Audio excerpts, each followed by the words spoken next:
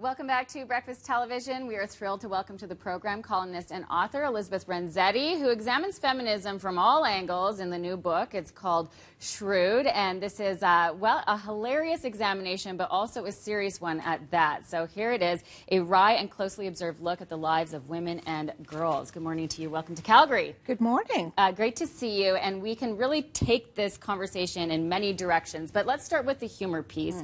And, this is your style of writing. What was the importance of humor in examining some of these topics that are so serious? We're in the midst of this Me Too campaign. So tell us the importance of humor in your writing. Well, I feel that if you don't laugh, you will cry, and that you will never leave bed. Maybe you'll just have your duvet over your head the entire day, unless you can maybe get a little laugh in there.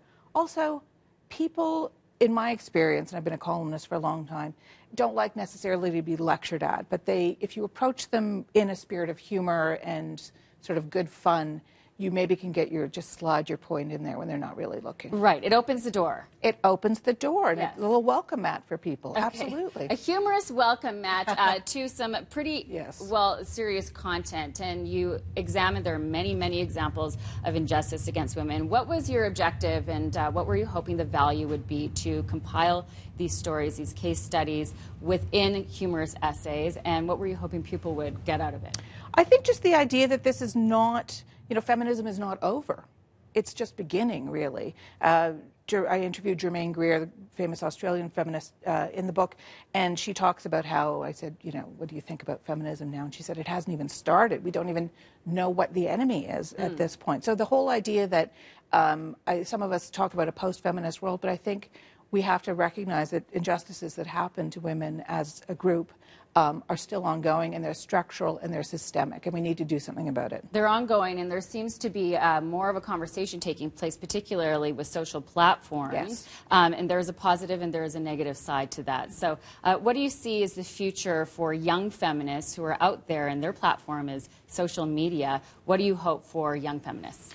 Well, first of all, they're fantastic. They're so fierce. They're like little, Xena warrior princesses, and I don't say that in a demeaning way. They're just fantastic. They're so fierce. My worry is just that social media platforms can be very hostile to women, inhospitable terrain to women.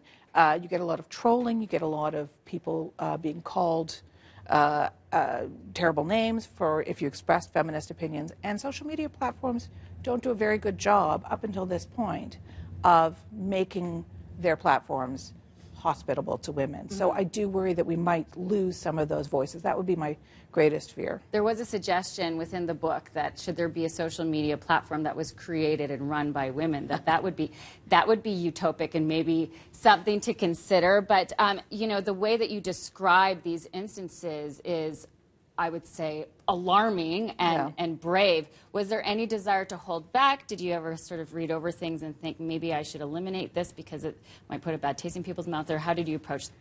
No, there's some of the horrible comments that have been written, for example. Yeah, that's hard. It's hard to kind of open up about those things.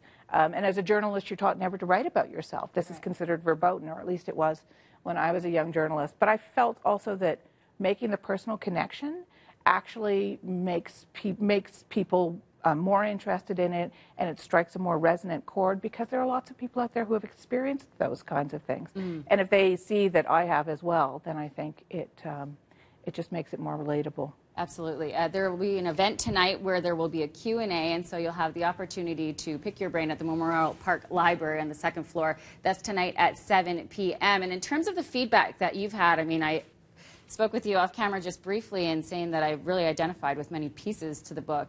What kind of feedback have you had from people who have read it? It's actually been amazing, and I've been really quite stunned, I have to say, because it's everything from teenagers who have come up to me at events, and then much older women who interestingly see this Me Too moment as a bit of vindication for them, because maybe they had these things happen to them earlier in their careers and their lives, and they never had anybody to tell, and they were holding this inside, and this moment seems so liberating to them. Sad too, but also liberating. So it's been the whole gamut of ages. That's great. Incredible. An important topic to tackle, a huge one, and we've just scratched the surface over 4 minutes, but you can experience more tonight at 7 p.m. And I will say, also laugh out loud moments. Thank you so much.